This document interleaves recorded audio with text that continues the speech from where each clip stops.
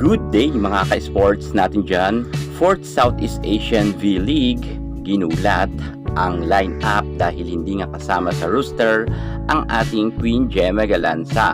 Marami nga ngayon mga nagulat dahil ang ating Queen J ay hindi nga ito pasok sa Magic 14. 14 lang kasi talaga ang isasabak nga pagdating sa CV League kung saan hindi nga ito mapalad na nakasama ang ating Queen Gemma Galanza. Ngunit marami ngayong nagtataka at nanghihinayang kung bakit hindi na naman isinama si Gemma Galanza. Matatandaan nga natin noon sa FIBA World Cup ay isinama naman itong si Gemma Galanza, ngunit ibinangko naman ito. Saglitan nga lang siya ipinasok at inilabas lang. At pagkatapos nga niyan ay naganap na naman nga kahapon ang panibagong hamon sa Alas Pilipinas, kung saan nga napasabak nga agad sila kontra sa Team Vietnam. At pagdating nga sa CV League ay lumaban naman ang kupunan ni Coach Di Brito. Gayun nga lang, maraming nagtataka kung bakit laglag nga ang ating Queen Gemma Galanza sa Final 14 sa roster para nga sa National Women's Team Volleyball natin.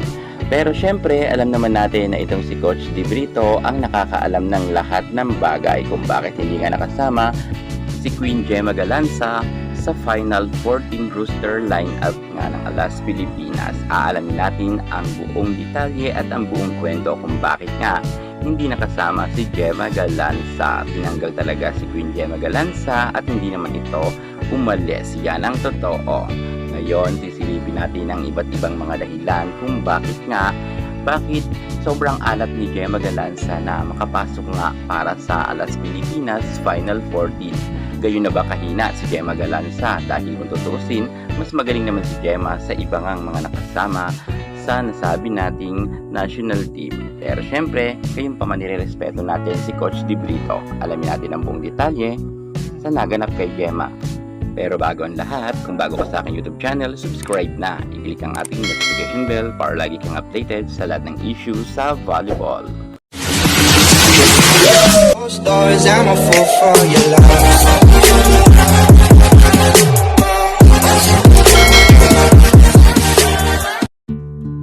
Alas Pilipinas, ang kupunan ni Coach George Di Brito, hindi nga nakalusot sa Team Vietnam pagkatapos sa kanilang laban kagabi, kung saan nga ay inabot naman ito ng 4th set.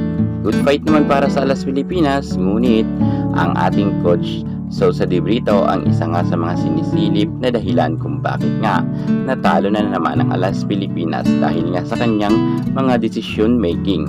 Speaking nga sa decision making, naglabas nga itong si Coach Di Brito ng 14 roster lineup nga para sa Alas Pilipinas, at eto nga lang ang nasa listahan: Faith Nisperos, Fifi Sharma, Vanny Gandler, Micaela Belen, John Macandili Katindig, Julia Coronel, Eya Laure, Jennifer Nierva, at nagbalik na nga ang dalawang ito: Gia Di Guzman, Del Palumata, Alaysa Solomon, Ara Panikhi, Thea Gagate, and superstar Cici Rondina. Sila nga ang 14 players na nasa roster, kung saan salang-sala ito mga ka-sports. At hindi nga dito nakasama ang ating Queen Gemma Galanza para sa Alas Pilipinas dahil nga 14 lang ang sinala nga nila, at si isa nga si Gemma sa mga natanggal. Matapos nga lumabas ang 14 roster ng Alas Pilipinas at hindi nga nakasama si Gemma Galanza, akala ng iba ay fake news. Ngunit totoo yan na hindi talaga kasama ang ating Queen Gemma Galanza. Kita naman natin nga nang nagsimula na ang 4th Southeast Asian V-League ay hindi nga si Gemma kasama at wala nga siya kagabi. Isa nga sa mga dahilan dito dahil nga raw nung FIBA World Cup ay mababa nga ang nilaro ni Gemma Galanza. Isa to sa mga nasisilip ng dahilan kung kaya natanggal nga si Gemma Galanza at hindi nga nakasama sa Final 14 ng Alas Pilipinas sa ngayon. Samantalang bumuhos naman ang mga komento ng mga netizen matapos nga na hindi mapasama si Gemma Galanza para sa Alas Pilipinas roster. Ayon nga sa netizen, Diyos mio po, ihamak mas magaling si Gemma kay Laure. Hahaha. Eto, nagkalat na si Laure. Hahaha. Matapos kasi na kahit maka-double digit nga itong si Ea Laure ng laban nila kontra sa Team Vietnam, ngunit kitang-kita natin na panay error naman itong si Laure.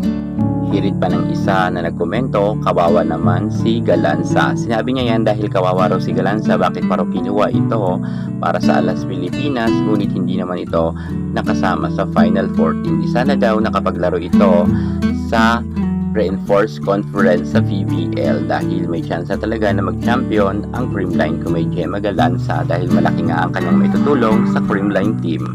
Sana raw hindi na kinuha si Gemma ni Coach De Brito.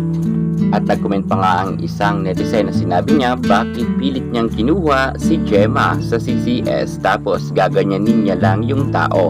Grabe, pambato ng CCS, ginanyan lang. Yan naman ang kanyang opinion.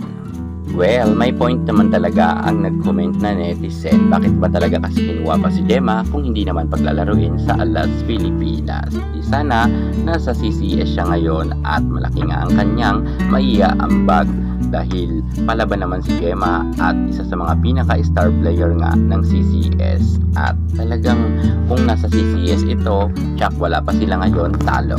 Sabi pa ng isang fans ni Gemma, kailang yan kundi pinasok si Gemma. At sa mga bashers ni Gemma, huwag kayong epal.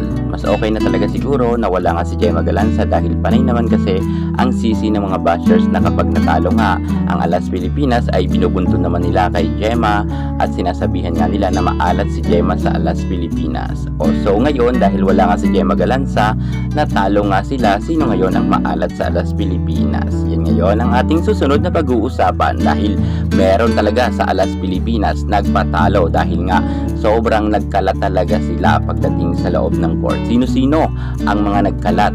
Abangan ninyo ang ating next vlog at ipapasilip ko sa inyo kung bakit at ano ang rason na talo ang Alas Pilipinas at sino ang nagkulang at sino ba talaga ang tunay na nagkalat sa Alas Pilipinas. Kaya tumutok kayo sa aking YouTube channel para sa ating next na update. At syempre, para hindi kayo mahuli sa lahat ng issue pagdating sa larangan sa volleyball, ano pang hinihintay nyo, subscribe na. Thank you so much. God bless.